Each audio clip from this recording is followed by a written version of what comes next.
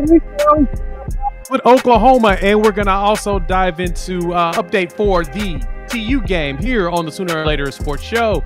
I'm your host, Jay.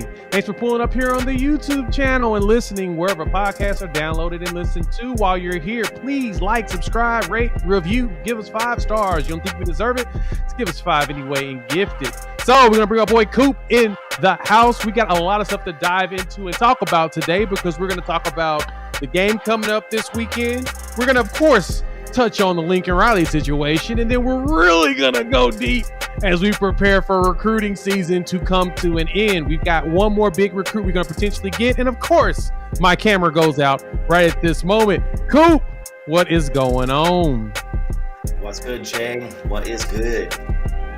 You know, I'm enjoying the fact that my camera just hates me today. It's one of those things, and so because of that, yeah, I get to have this face today. But I'm gonna switch cameras. I got my second camera up. Me, and so guess what? Jay is prepared. We're gonna switch it to the other one. Give me a second. Winner, chicken dinner. Up a little bit. Right. There we go. That's a great way to intro the show, right? You know, camera starts messing up. Like, how do you have technical difficulties like that, right? Anyway, let's dive right into it, Coop. How's your day starting? How are you this weekend? Well, it's Wednesday. It's Wednesday. It's not weekend yet. It's Wednesday. So got 2 pieces of really fun news today. I'm going to have surgery on the old ankle, and then also I got that call that all parents don't want to get, to where you're like, hey, your son just cold clocked a kid, and you got to go pick him up. So, word. Pretty good stuff, you know. I guess he's going to train to be a safety. So there we go. Oh, I mean, I guess if you really think about it, it's kind of impressive, you know, like where's the complaint? Well, he's 5, and there's 2 things we continue to do. He hits folks like he is Mike Tyson's son, not mine. So, but all in all, and then, you know, obviously we get old dry brisket back in the news, so pretty excited about that. So I'm assuming that we're going to start off with that douche canoe and get this going. Yeah, we've got to we got to go ahead and do that. What? Wait, frightening! You made a purchase. A very looking for. Wow. All right. There you go. That's hilarious. That's my guy. Yeah. Also, everybody in the chat, do me a favor and talk noise to our boy Truth here. He is a Texas fan, so we've got to definitely attack him. But I love him, so you can't actually hurt him. You just have to talk and pick at him in a respectful way, because he is family, even though he makes very bad choices in life sometimes. We love him to death. What's going on, Steven? What's good, blood? Thank y'all for pulling up. We appreciate y'all pulling up to the channel.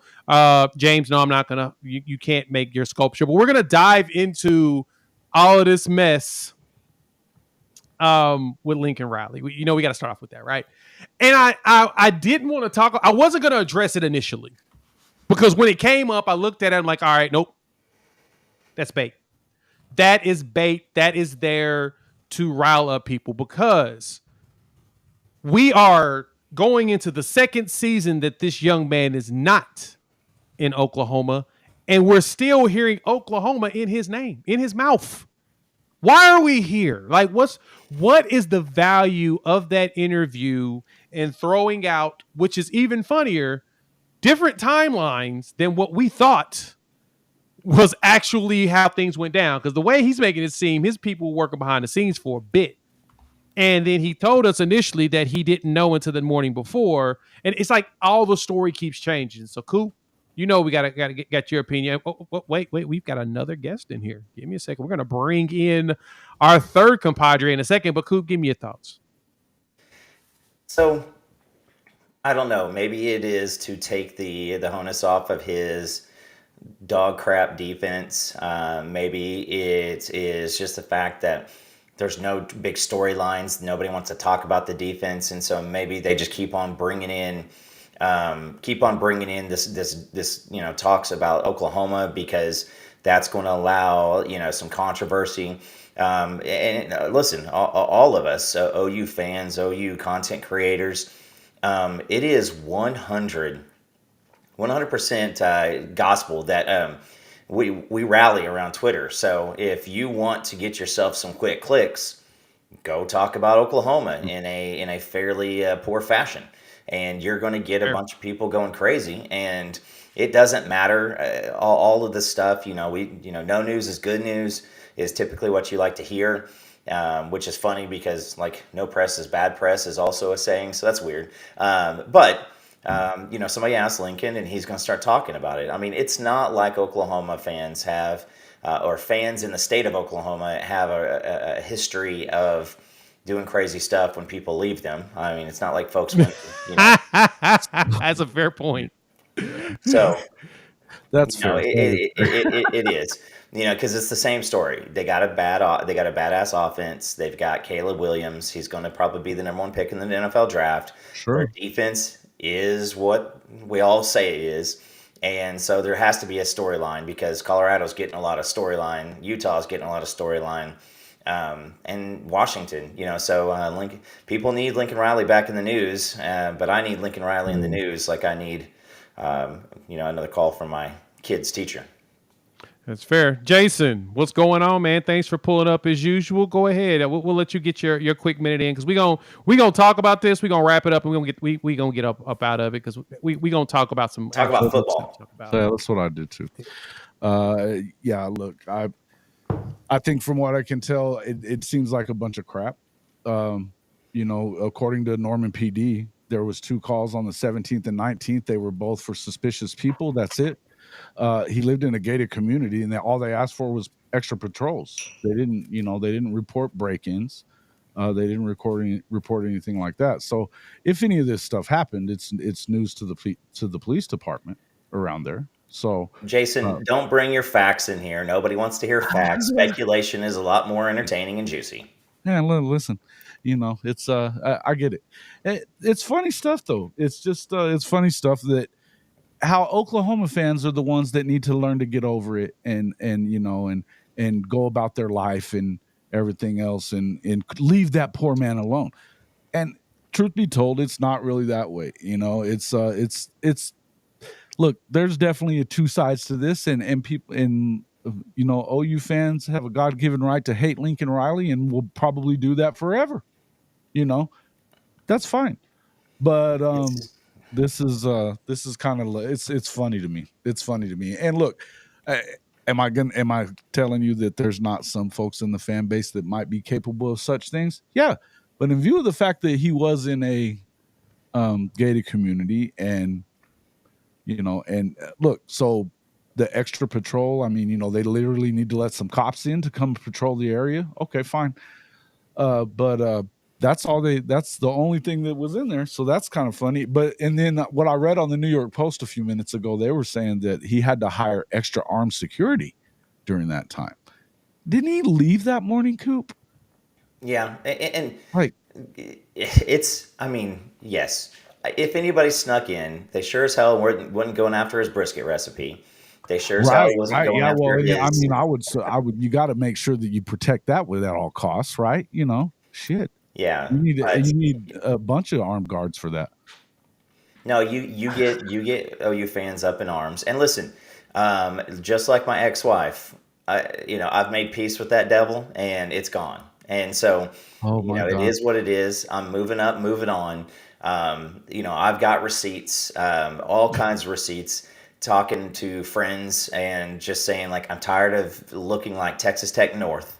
And I want to see toughness back in here. And because, outside of the return of the 3 suspensions at the end of 2020, we didn't see anything for defense, for quite some time. So that's what I wanted. I'll take a slightly above mediocre offense with a good defense over a stellar offense with absolutely ineptitude on defense.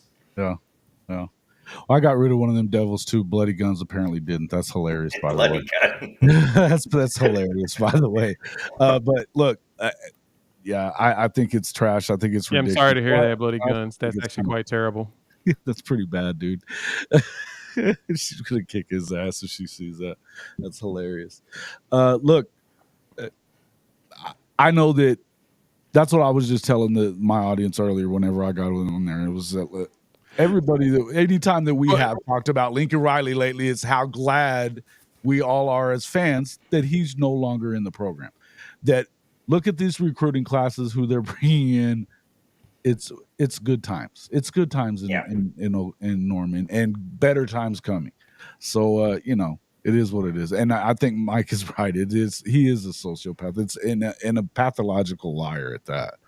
I mean, you don't realize that we're going to find out about, that people, that's a public record whenever you call in shit like that, so, I mean, we're going to know, and the cops have to, that is public record whenever you make a call like that. So, or something from that house anyway, but it's funny stuff, man. Funny stuff. Let's talk about football. I got about 10 minutes or whenever you're ready to. I'm done with the Lincoln stuff myself. Yeah, I mean, obviously, going back, I don't know, Jay's having more issues with the camera, and I want to kind of recap a couple of things, because I think that we, in this past game, we saw, I'm starting to wonder if we actually saw like a concentrated effort, and trying to set things up and trying to set up things for film, because it looks so different from the first week. I think that the coaching staff, wants to take every single game in stride, and they want to get in there and set up things. And, you got to think that they look at every single of these first 5 games and they just think, you know what, we can run pretty base stuff. We can get better at a couple different things. And, we got 5 games to prep for Texas. And so that's kind of what I'm going to do. Again, whenever you see Oklahoma really, really good at something, or not so good at something, our tendencies are to overreact, right? Sure. Well, hey, man, and there's a little PTSD, right? There's a little PTSD. So, in view of the fact that you hadn't gotten the guys that you needed, you hadn't made sure, and the defense has just been bad since Brindle's left. So it is what it is. It's kind of one of those things you just got to look at it and say, hey, what can you do? But I tell you, I went back and looked at it too. I've watched the game a couple of times since then. And, there's some stuff that you would have liked to have seen some different ways the plays were called. I was watching your stream this morning, Jay, and I kind of agreed with a lot of what you were talking about. But I also, and I know you were on there at that time whenever Coach was talking about this yesterday. Coach made a point. He said, whenever I played a team that I knew we were going to just beat the hell out of, we literally would want to put our guys in situations that we might end up in later in the year. The worst possible situation you could possibly be in. It makes a lot of sense to me. And I think that, you want to see what you can do. I agree that there's a lot of those guys that defensively they need to be put in those situations. They haven't been good in those situations, in 3rd downs and 4th downs. And to be fair, the touchdown that they scored the other night, it wasn't about the offense. It was about 3 freaking penalties for 40-something yards. Hell, Peyton Bowen said that. Yeah. But that was something that Coach said, and I think, like Steven said, I thought it was a great perspective, and it makes sense. Sometimes you do want to put them in that situation, because if you're not going to get that until you get the team that can beat you, it could be bad for you. I thought it kind of takes you into that mind of a coach at a high level, and what they're looking to do, and how much, do you think Gundy does that? I doubt it. Right. And on that, my bad, y'all. It's been a horrible week for me, with everything just failing on me nonstop. So let me quickly talk before everything goes down the toilet bowl for a second. Go for it. Or third time, man. My internet's been awful, and I have no clue why. Wi-Fi is great. This is what I do for a living. I've been diving in, diagnosing stuff, and it's all coming from my upstream. Annoying. Anyway, as you mentioned, Jason, that when I heard Coach say that, because I was listening to you all before I got a chance to chop on, and that was a great point. Sometimes you do want to put your team in those situations to test out things, see what things look like. It's basically going through like a dress rehearsal without the fear of losing the game. You know what I mean? Going out there and blowing somebody out. Sometimes you need to push your players, give them a little adversity. And SMU was a good team to do that on. Now, granted, I would have preferred they just went in and just took the lead out and called it a day, but I don't mind if they were trying to experiment. Now, Tulsa is a game that we need to just go ahead and end it in the first quarter, 21-0, and then whatever we do after that, I don't care. Just don't let Tulsa score, which is my goal. Yeah. We need to prepare for Cincinnati, too. We're on to Cincinnati right after that game. That's going to be an important one, especially when we travel for that. And so, overall, defensive-wise, Coop, I'm going to pass this to you in a second, but I've been seeing, we've had injury updates. If you watch the BV press conference, I did a video on that before. You can check that out. And he talked about a couple players. Looks like Justin Harrington will not play in that game. He said he's banged up. And usually when a coach says a player is banged up, he's not giving you an actual diagnosis, but he's giving you a diagnosis that he's probably not going to play. Right. I sense he'll be out. And we haven't really heard much about McCullough. So if we don't see McCullough in that game and we don't see Harrington, that cheetah roll's now wide open. But I'm going to tell you, Peyton, right? If there's anybody to see, Peyton Bowen. Coop, what you think about that? There were a couple times the other night where you had the three safeties, Bowen, Bowman, and Pearson, all on the field at the same time. I'm becoming too much of a Kip Lewis fan, and just the speed that those guys have out there. It's I don't really think it's anything on Kanik. Like again, Kanik is very, very. He's so athletic, and he got so many layman comps right out. We just thought, oh yeah, let's get a super fast, strong guy at that weak side linebacker position, and here we go. Like it's going to be dope, right? But Peyton Bowen he's just different. He is absolutely different, and I'm going to speak out of both sides of my mouth, because when I say, I don't like comps, because then all of a sudden people want, freshmen and sophomores to step on the field and be, former Sooner All-Americans. Peyton Bowen, I don't, Roy Williams was a different cat, but Peyton Bowen, getting Ed Reed and Sean Taylor type comps, he just has a nose for the football. He always ends up right around there. And it's just crazy. I mean, it absolutely is crazy. So I know Deshaun McCullough is hopeful that he might play, but I mean, if we don't, if he's close, I think you still sit him and get him in next week. Let him really, get some snaps in next week. But I'm excited to see it, because I think that we're going to see Peyton come on, and he is, again, I always talk about how we are so desperate for defensive line that we were jacked up about Adobaware, and a lot of people are forgetting about Peyton Bowen in the summer. And then the dude, he shows out spring game, first play of the game, you're right, or second play of the game or whatever. And since then, you're like, holy crap, this guy might actually be something. But I'm excited to watch our defense play more and more and more, because you play teams like SMU and Tulsa, they're not an absolute juggernaut, but they're worthy. They're worthy opponents, and it's a good test for your defense. Now, you go out to Iowa State, it might be a little fun. That might be like playing basketball with kids. Oh yeah, defensively they're going to be good, but they're not going to be. Yeah, I'm with you. Yeah, I think that nothing's changed. Nothing's changed, Jay. I mean, we're expecting what we expected. What did we say, that we want them to average like less than 10 in the non-con, or around 10 points a game in the non-con? Yeah, I mean, right 10 now, points or less was our goal. Yeah, listen, and I mean, right now you're at half of that. So it's if you can get in there, and listen, playing in Tulsa, it's just, you might as well call it, OU East. Norman North. It's Norman East. Norman North. It's going to be the same thing. They're not. I mean, the place is going to be full of OU fans. It's not a real road game. They get their first test. I'll be in Cincinnati the week after that. I think that's a good test. And you don't. If there is the littlest problem, why would you even risk it with McCullough or I mean, there's just no reason to do it. There's guys that you need to see a little more in. I'd like to see some more of Makari Vickers. Yeah. I mean, he got in there and broke up a pass the other day too. You want to talk about a stud athlete? He's right there. He's right there. The kid is the real deal, and I'd like to see him I'd like to see Josiah Wagner a little bit.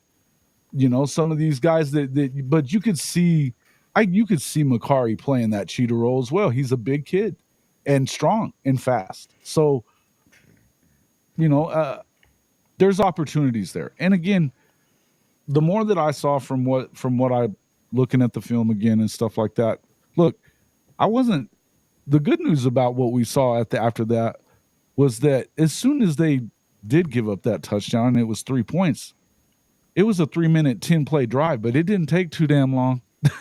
I think continued running, and they were in the end zone, and they moved it right down the field, and they had 2 freaking penalties on that drive too, and still pumped it down there quickly and was in the end zone.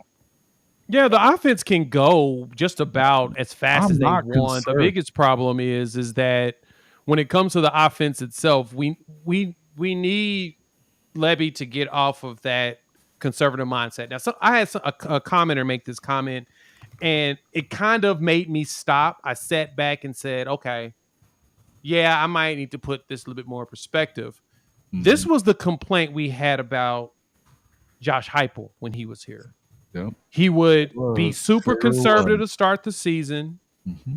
He'd go out there, barely do much. Then as the games go, he would always say we're using 20% of the playbook. And games that were close, we shouldn't have been close in. And then the next thing you know, we would lose games we shouldn't lose. And that was one of the big complaints our Sooner fans used to say. I remember people saying that. And then I remembered, what tree is Jeff Lebby? He's part of the Jeff Lebby tree. Mm-hmm. I mean, he's part of the Josh Heupel tree. Jeff Lebby was underneath him, and so I'm just he was actually, yeah. And so again, yeah. So I mean, it's more of a now that they think that they have to hide stuff. Well, yeah, it's more of a he doesn't want to use the whole playbook. He's testing things out. He's experimenting, being conservative in games that they feel like they need to win. Just like you said, Coach mentioned that sometimes you want to put your players in situations to where they can, get a little adversity, a little growth. But the issue behind that is that why don't you just go blow them out? Yeah, just take advantage of the opportunity to blow a team out when you have the talent to do it. And I'm expecting that. I agree with that, but I don't think that that's just a Lebby thing. That's hey, look, I've said this. I said it all weekend. Venables, this is his football team. Yeah, but Venables is also gave Lebby the autonomy similar to what he got when he was at Clemson. You say that, but what about the interview at halftime of the game the other day? He was talking about the offense and wanting them to run the football. Run the football. Totally get you there. But every indication in that game and every other still the head coach, makes it look like that. I get that, but that's fine. We can say all that we want to. We can say anything we want. I'm telling you what it looks like with him. It got to 3, though, is be my next question. Don't you think he said it once it got to 3? Would you fucking step on their neck? No, he didn't. He didn't. That's the problem. And you can tell, because if he did, it wouldn't have been 28-11. Yeah. Now, they covered the spread. And I totally say the entire time that we probably will be SMU's only loss this season. I say that all the way to the AAC championship game. I don't know who else they got that's going to. I looked at their schedule. He's kind of trash, They don't play UTSA, and they don't play Tulane this year. Well, UTSA's Conference USA, right? Aren't they still CUSA? I think they are actually says USA. Let me see. Yeah, because they don't play Tulane. I think they play Memphis is the only one they got on their schedule. Here you go. I got it right here. But who does believe in running up the schedule? I mean, running up the score is Kevin Wilson. And so hopefully we lay out some of this good stuff here this weekend. Let's see here. The Tulsa. TCU. I'm looking at Tulsa. They got TCU coming up after Prairie View this weekend. They travel to Fort Worth, which is up the street around the corner. Yeah. Charlotte, East Carolina, Temple, Tulsa, Rice, North Texas. They travel to Memphis, which will be a tough game, but I think they win that one. And then Navy. Mm-hmm. Mm-hmm. Well, they've won 2 out of the last 3 against TCU too, and that TCU was not the same football team. You know, Exactly. and that quarterback can play.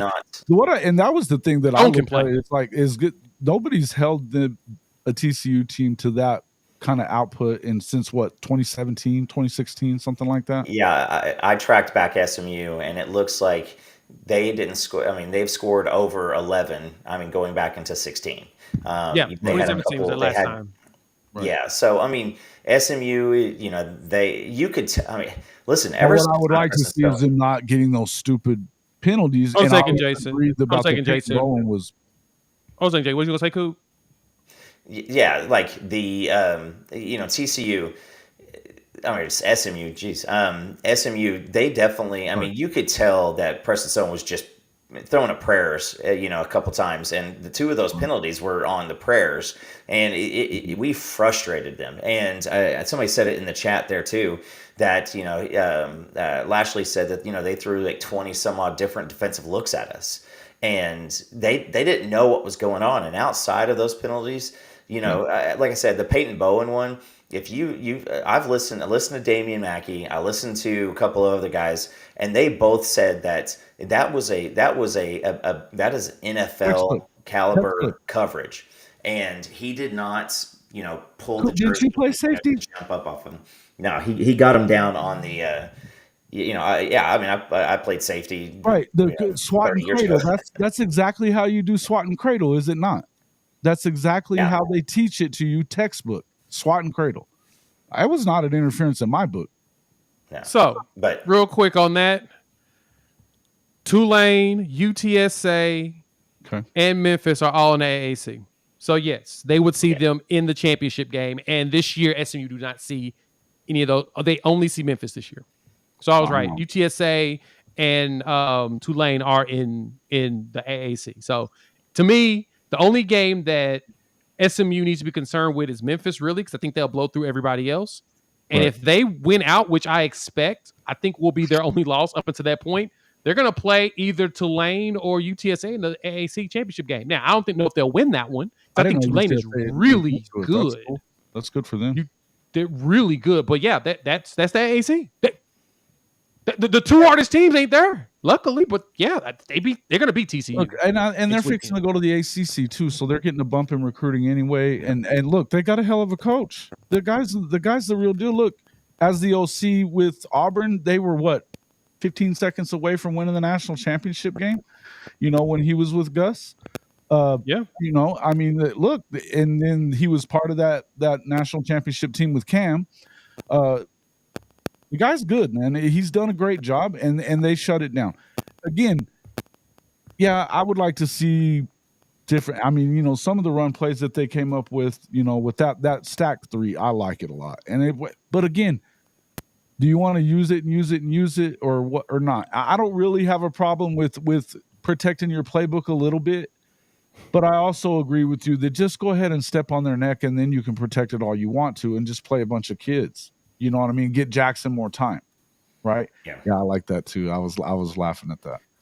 All right. So frightening. I missed the deal. I'm scrolling up now. Sorry, I was having the internet issues when y'all were making that deal 10, 12 minutes ago. So I'm searching for it now. I'm gonna find your deal. I saw your post, my boss. My bad. So I want to see what this deal is. You gonna do pictures and stuff after? Okay. I don't need a new camera, Dan. It's my internet. It's just been awful. But anyway. Oh, you got a bad. What was the deal, frightening? Let your boy know. What is okay, have a deal and need me in it. What's the deal? What are we doing? What are we doing? Go ahead and repeat it for me real quick and we'll go. I think we're doing a OU Texas bet, and somebody's wearing the other team's shirt after the game. On the live stream? Okay. But you got to have a photo on it too. Yeah. So they got to see it. Yeah. Okay. Yeah. Okay. So OU Texas. Frightening will wear an OU shirt, and I'm guessing. Yeah, Frightenings's going to be wearing an OU shirt. That's what's going to happen. Yeah, because Ty's wearing Texas gear all that week now since he lost his bet. That was fun. So I will, since I will be at Red River, I will pick myself up a Texas shirt if I have to. Every game of the season. Oh, what? For the rest of the season? Every game? After the loss? Wow. Wow. That, my friend, is Wow. It's pretty ballsy. That's a potent bet. Yeah, man. I'm in. That's just like sign me up. Just throwing them on the table, right? Just tossing them on the table. I like it. That's for you, just for you, Blood. Okay, cool. You're gonna do it every game. Okay. So for me, I would have to wear it the right afterwards. Is that the deal? What? I think they. That what I need to do? They want you to tell Ty about it and let him know and everything. Y'all let me know what side I need to be on this deal. I'm the everyday thing, We have witnesses here. Okay, well, Blood's got it. So there we go. Blood's in it. Blood. So I will keep tally of this for everyone. Blood. It is in Blood right now. Boom, boom, That's boom. awesome. I will get with Nino on that, and we'll see if we can get him in. We'll get Steven in there too. Before we got it, we'll get Chris. Yeah. We'll go for it. Why not? That'd be fun. All right. It's gonna be cool to beat them after they beat Alabama, right? Yeah, actually will be really cool. It's gonna be very cool. It's gonna be the best part about it. So all right, let's move on. Keep talking about Tulsa. So I did a interview with a Hurricanes group of podcasters earlier today, and so that will go up first thing in the morning for members, and it'll be out for everyone else first thing Friday. Y'all can hear them talk about Tulsa and what they think about the team and who we should keep our eyes out for. So Sooner fans, just be prepared. It's going to be a very interesting. That's good intel work there, Jay. I like it. Yeah. I had to bring in some folks to talk about it. I thought it'd be interesting to have the opposition. I'm gonna do that for Cincinnati as well. I'm gonna find myself a Cincinnati person this week, get them on next week. We'll do a little interview, talk about the other team, their excitement, the players to look out for, blah blah blah. Good recon, and then of course I'm gonna have all the Texas guys on when we talk about OU Texas. We'll probably just do a joint mega stream on all of our channels at once and make the magic happen. So I digress. Let's move on to Coop. I know you had something you wanted to throw in there. Yeah, and I wanted to go back, guys. The difference maker at running back is going to be big. As soon as Sawchuk is ready to roll, I think that what he brings to the running game is the ability to make someone miss in the backfield. Eric Gray did a lot of it last year, and Majors doesn't have it. Tolly Walker doesn't have it. Javonte isn't showing it. I mean, like he just. I can't remember maybe it was Keywan Jones, maybe it was Alan Patrick, but there was somebody back in the day to where they took the ball and they just ran straight at people. And also, Trey Sermon. Trey Sermon didn't have any type of cutting ability. He early his last season, he kind of showed something, but then it was just I think that the offensive line, if you listen to Gabe, he said that they were throwing so much action and running so many different formations, and the offensive line was having trouble, really just knowing where to go. I think that's one of the things that the running game is struggling with right now, is because nobody had. I mean, if there's a gaping hole, all three of those, previously mentioned, Major, Barnes, and Walker, all those guys are going to take it upfield and they're going to put it on somebody, and it's going to be fun to watch. But if they have to do much work before they get to the line, it just doesn't bode well for them. And Javonte, he got bigger, but I think that he needs to be working on the footwork a lot more because, the offensive line struggled. I mean, after week one, I said, how many, I think PG said, I think he thinks we have 4 NFL draft picks. I mean, it looked like maybe 2, this week. And so I want to see the offensive line simplify some stuff. And again, it was much more fun watching, that what was the 8 games of 60 points or something like that back in the Sam Bradford year with Kevin Wilson. Let's start a trend right now. Let's start, having I'll do 45 points. That's what I want to see, and I do agree. Let's get out there and really just get after it, because I want Taylor Tatum to come in next year and feel like he can take over the job, but I would also rather have 6 studs in that backfield. Right. I think that you've got a lot of depth there, and you want to see them all. And Tawi has been great, right? He's been great. But the guy's running over people, and he runs so hard. And look, But I agree with you. Gavin's going to be the guy that's going to freaking, if he gets a little daylight, he's gone. You know, we after what we saw, in the Cheez-It Bowl, there's a lot of speed on that team too. Yeah, And there was. Now with the Cheez-It Bowl, I think that Florida State, it reminds me of when we played Boise State. Had a bunch of dudes hurt, and it was a lose-lose situation.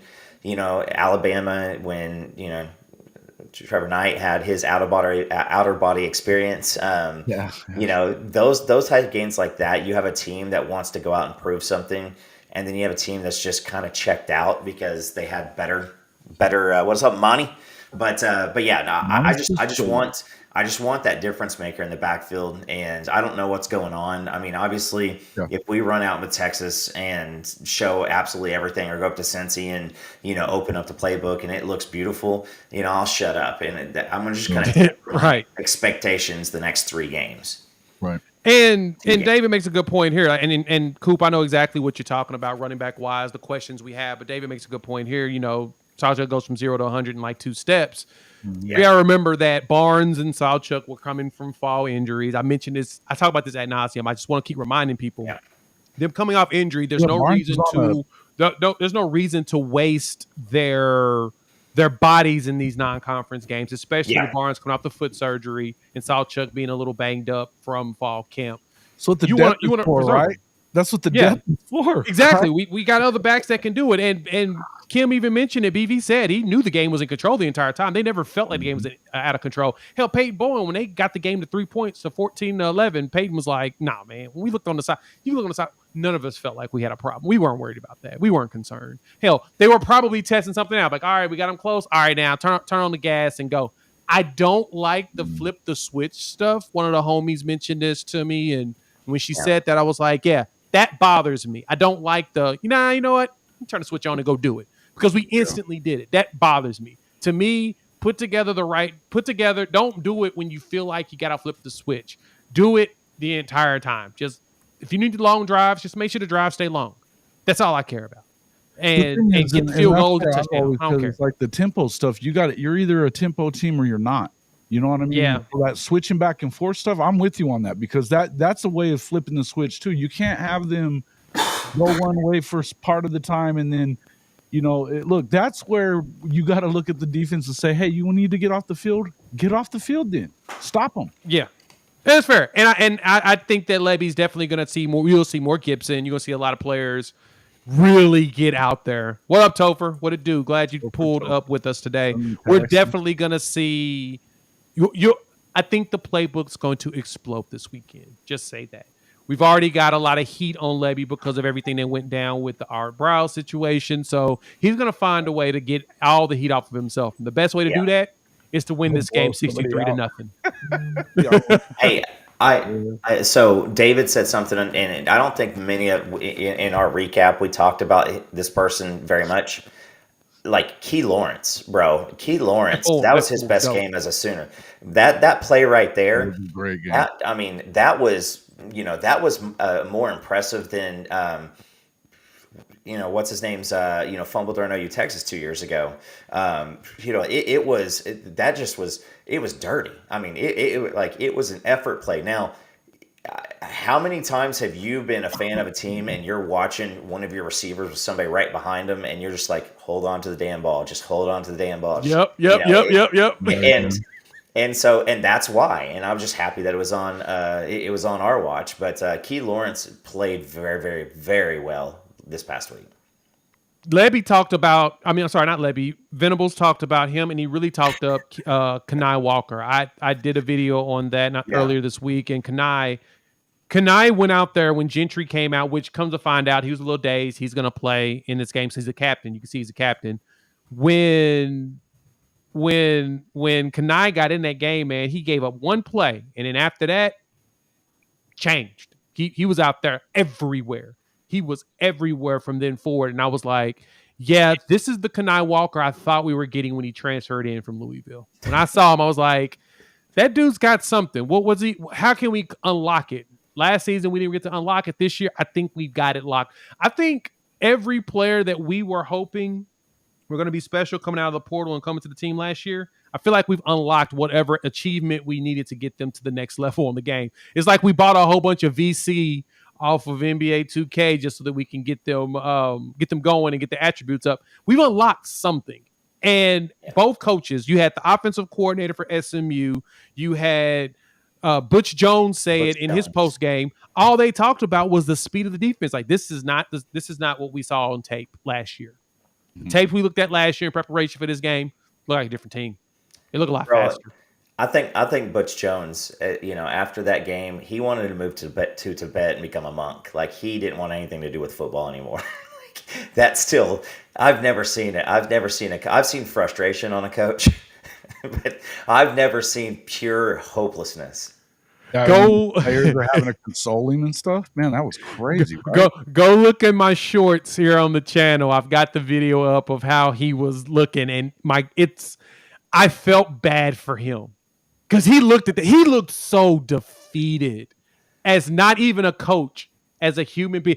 It looked like he was questioning his entire purpose of even existing at that moment. He's just like, so why am I even coaching football in general? Why don't I just go to the lake? He looked worse than if somebody was like, your wife and children just died in a car accident. At least there would be like some kind of like, that's not real. Like there would at least be something there. But like, yeah, it looked like somebody told him like, you're dying tonight. Like it's over. Like, because it was so funny to watch that. I mean, it really was.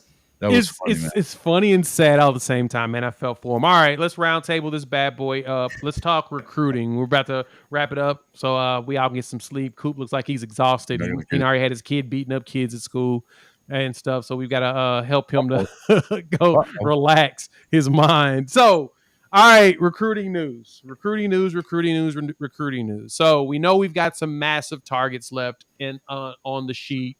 You've got a commitment coming up next week. Danny Okoye, he moved his commitment up from October to this month, which is he's doing on the 20th, which is exactly a week from today.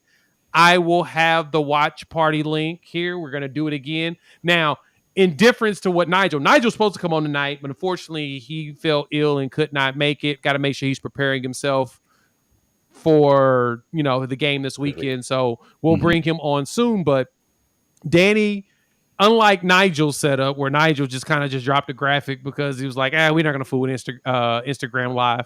We know Danny's going to go live on IG. So we don't have to worry about that.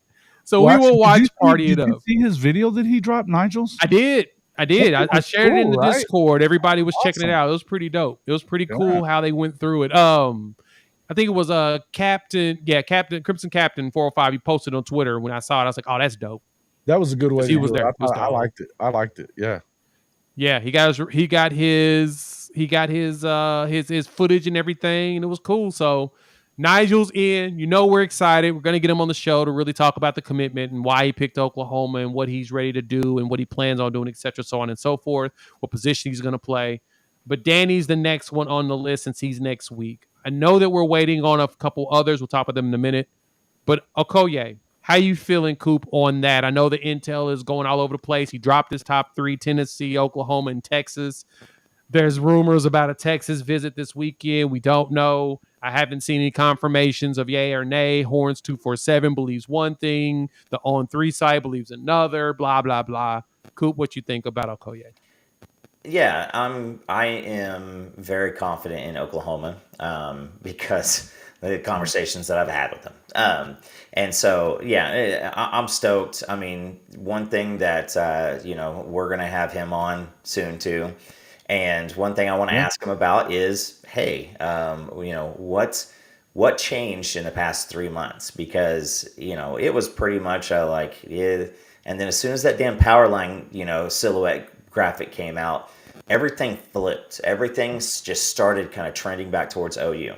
The story that was it Ty that told us the story about Nick Saban like walking over to him and being like, like Nick Saban really wants Danny Okoye, and that should tell you something. Now, don't judge it by last week's defense, but Nick Saban sees something special in him, and I can't wait till he gets around a group of strength and conditioning coaches and it gets to really battle people that are similar of caliber. Because I mean, you were saying like I think we unlocked something on defense. I still think that he could end up being one of the more impressive defensive line recruits of this class, and that's saying something. Yeah. He's a Jason, stud, what you man. thinking? You know what? I'm done guessing on these guys. I got to tell you, from everything I'm seeing, it looks like that. I would think that the Texas thing sounds a bit far fetched because of the fact that him and Stoney and all that. Seems that that will be one of those ones where he's going to say no.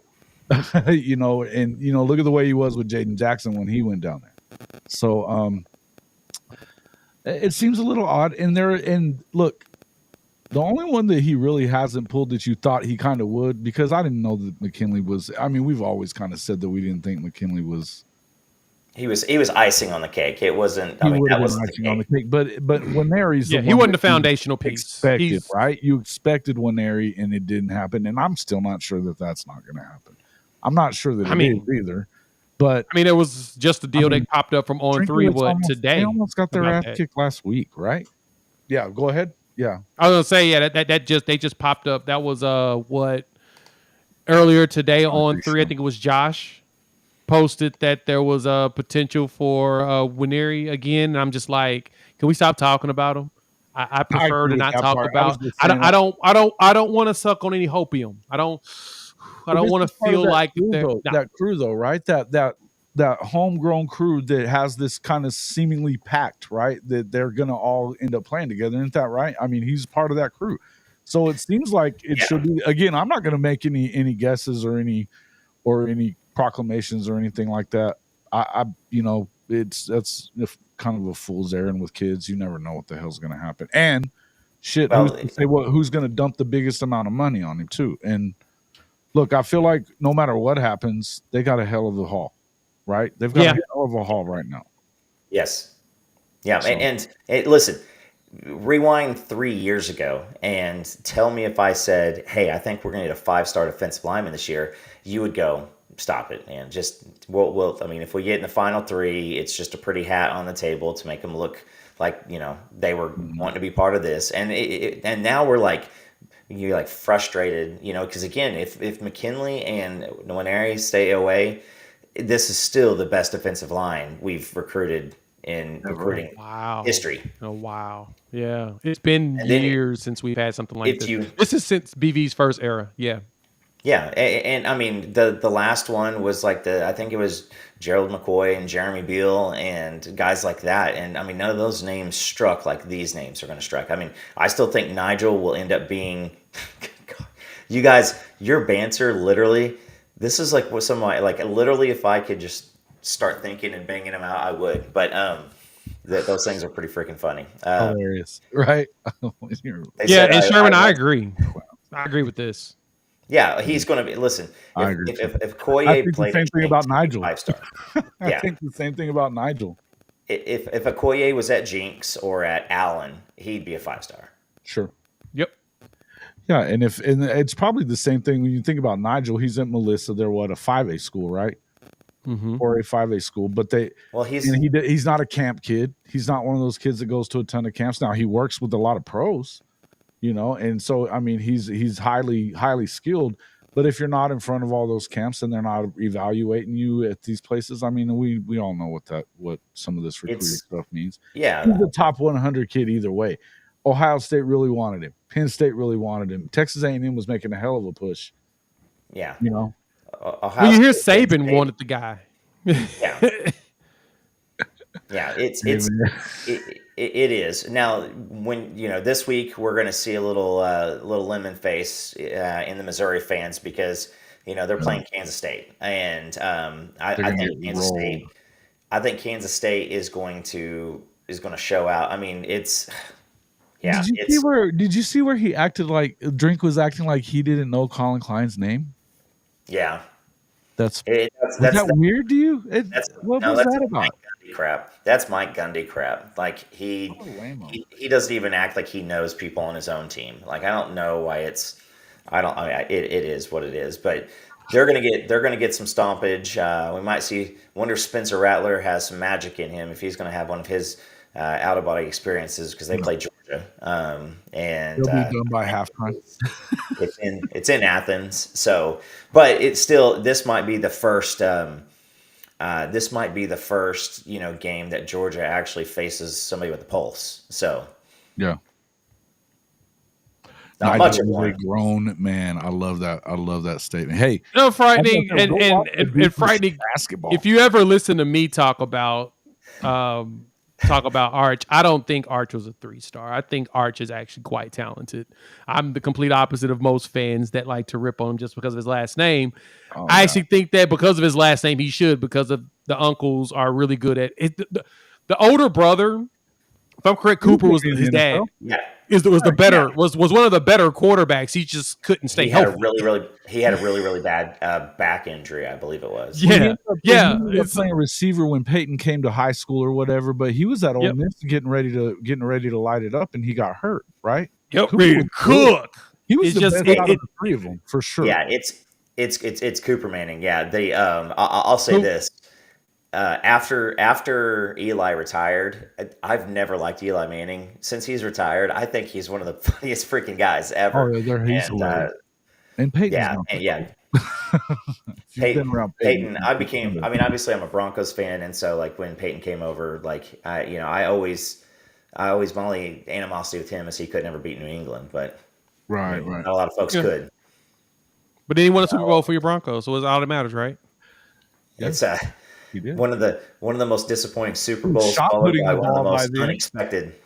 Yeah, I mean it's trust me, he threw like Reese Plumlee in that Super Bowl. He threw 50 touchdowns and then he had a noodle arm afterwards. He did, man. He was shot putting it that whole year, man. It was so weird. They were so good on defense, though. Yeah, they were so good on defense that year. Yeah. It's true, Hank. 0 natties for the Manning family. So it'll probably the tradition. It's like victory gum. It's a tradition. It's the game itself. Without citrus or citrus without UT at that time. That was the whole back in the he couldn't beat the old ball coach. And they gave him, and then he leaves. He leaves, and then T. Martin wins the national championship. Yeah, T. Martin wins it. That would be like Jason White or Sam Bradford not being able to win it, and then like Trevor Knight did. That's just an awkward like how the hell you can't win it with Peyton Manning and the next year, granted weaker competition, but I digress. Good, right? I mean, they were just good. Yeah, they had his number, but look at how Brady had his number for all those years too. James, me too. Yeah, this is a fun football conversation because we're going into the Jets, and Aaron Rodgers gets there, plays 4 plays, and tears his Achilles. What was that, man? That's bad. I mean, I'm not a huge Aaron Rodgers fan or nothing, but that's a sucky thing to have happen. Yeah, they're just snake bitten. Did you? Yeah, they are. I mean, did you see Robert? Saleh, the coach. I mean, he now who looks really good. A little running back that the Jets have. I did not. I mean, I just didn't see this coming. Brees. Yeah, I mean, Brees. I thought he was going to be like how Samaje is right now, like just a complimentary back. But bro, that guy has hit the ground running literally. Mm-hmm. That's why. Didn't he tear his Achilles last year or something though? Yep. He got hurt last year. So he's back from that and already lighting it up again. Shit. Yeah, and he was. He was lighting it up before that Achilles too. Because I had him in a fantasy team, and I traded him the week before he went off, and I was just like, "You freaking kidding me?" But yep, he is. Brock Purdy, Aaron Rodgers, man. Brock Purdy and my Niners loving some Brock Purdy right now. Where the hell did this come from, though? I can't understand. Right. It would. Yeah. Hey, on Bricks, I think that getting back over that side, I think Grant back Bricks, to the recruiting. The biggest things, is the longer this gets away from the momentum that OU has, like that's not good. But this guy just, Grant Bricks is a guy that it comes from like Barnstall, Oklahoma. He is used to an absolute, a town where he knows absolutely everybody, and that's it. And both of these guys, Nebraska, Kansas State for Boganowski, the further it gets away, that's when it doesn't, sound as good for us. So yeah, I echo that real quick on Bricks. And since Oklahoma had this great momentum, and we're 2-0, 50 points, 50.5 is our average score, and we're only giving up 5.5 points. The fact that Bricks or Boganowski have not decided to make their decision yet tells me that we probably will not win them, or it's going to go all the way to National Signing Day. For Bricks, the problem I'm seeing with that situation is we know he's a homebody, and that has always been a part of the conversations around his narrative. And Nebraska looks awful, but he still ain't committed nowhere. So that tells me he's probably going to end up staying close to home. He's probably going to end up at Nebraska. Now, that doesn't mean that we can't still, wine and dine and schmooze him up before early signing day, but that's where you run into that issue. Bogo, I don't know what the hell he's doing. Go get somebody, man. That's the thing is that, do you worry about him with beating Bo? I don't. They're going to get somebody. Jay knows Victoria's Secret. This is great. Hey, I do. Boomer. I'm only hanging around because I'm watching you, really. Because I gotta He crack a walnut with its eyelids. It's always good stuff. Eyelids. This is good stuff. Good stuff. Unless I'm wrong, please type out. Tell me where am I wrong on Bricks as well? Because I'm telling you this: the Nebraska boards and their people really feel confident, and there's a good chance that I could be wrong, and it could happen later in the year. But overall, why hasn't it happened yet? Seton, though, he is. Seton looks like potential. The way it's looking based upon the schools he's going to, it feels like an NIL piece. That's what the tea leaves tell me on that one. Yeah. He's going to a lot of schools that provide, they pay. And Colorado's becoming one of those now, especially because Coach Prime has got them. Oh, my God, I'm about to put together a video on that. 2 weekends in a row, they were the most watched game in the country. Two weekends in a row. Set a record for the Pac. The largest view ever. We got it, bro. It was pulling. Big 12 ought to be real happy that Dion didn't show up a year early. Yeah, it's listen. They're gonna get more and more national play because then trust me. Working for ABC, we just picked them up for the game on the 23rd, and I can't even remember who they're playing, but a typical good matchup like a North Carolina, South Carolina pulls about a 4 demo. On money demos. Colorado pulled a 12. Yeah. Yep. Unbelievable. They're cooking. It was again. I know a lot of people are hating on him still, but you can talk trash on this guy at your own peril because they've announced it, right?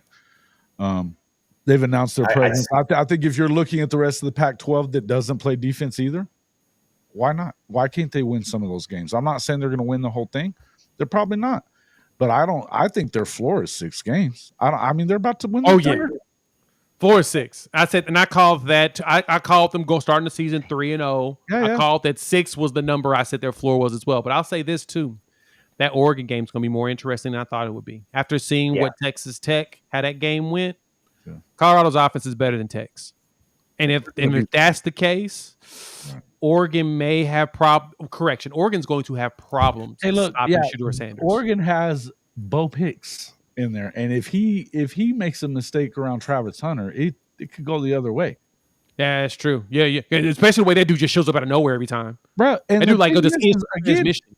The best thing about Bo Nix is in Arizona this year. Yeah, fair point. Dillingham is gone. He gone, and when have we seen him be any good? Yeah, Sooner Cowboys. That's hilarious too, right? Yeah. Right. Wow. Yeah. USC, the top defense. We'll see what that looks like when they go against the offense that's going to make them work, which that's going to happen for a bit. Dang, I have a pet kitten every night for a snack. Yeah. Wow. Feed them to Norman. No, Norman is lick it to death, maybe. Big dope. And no, Les, you're right. That's 100% true. That's the other flip side of it. Is that they want to stay close to home, why ain't they committed yet? And then if the performance of the was enough for them, why haven't they committed? That's the issue. And exactly, that's where everything makes me say, what the heck is going on? Because I've heard Bricks was very happy, and the family was very happy at the visit here. But then it just disappeared. But at the same time, Bricks also doesn't really talk. We see Parker go up there quite often. So what is his thoughts? Or what's he saying about him? He's just gone up there and visited numerous times, and he thinks that Oklahoma has a chance. But that's really it. Like, we don't have much to even say on it. So it's like, Right. We'll see. I don't know. Yeah, when's that going to get? It's going to be a deal. I think that if he pulled to OU tomorrow, I think it still is going to be a race to December. Because I agree. The more he would sit there and think about it, and he would go somewhere and be back in 35, 45 minutes, versus the 6 or 7, 8 hour drive or whatever from Iowa. Yeah.